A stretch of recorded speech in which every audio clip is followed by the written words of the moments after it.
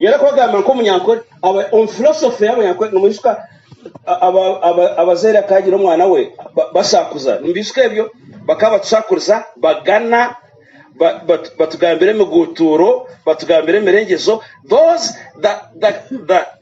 the etiquette of African philosophy nyenda haza ukora muzera yakugira ati atamashani utetaga atamashani utekibigore kikoje atamashani uteje yakashana nesana atamashani. Listen to me, nyoko yaba nakugambara ati muri nyankore on philosophy nana mayise ngo kora aturo musomo waba no ukore byo rukora obe no manya ngo hari ibintu bikurebe kanka konka in reality bita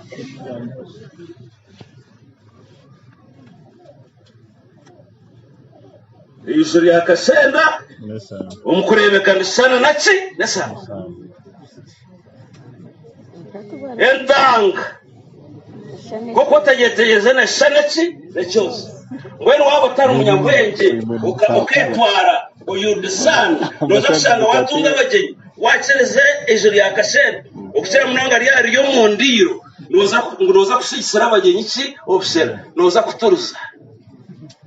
mwejendesereze in these days obwezera abantu abaragamba nkaba Yesu bakagirana kaba Yesu obucereze ni kaba Yesu ariko kaba Yesu ariko kwe yet why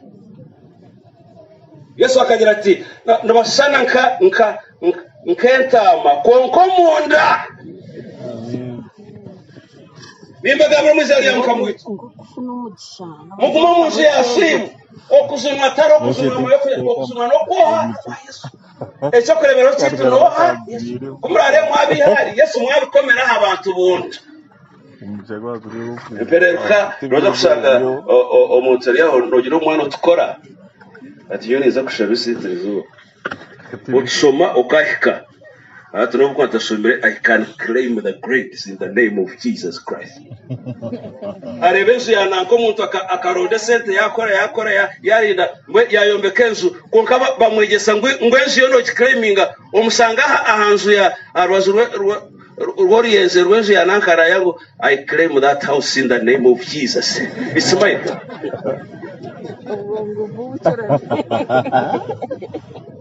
Amasane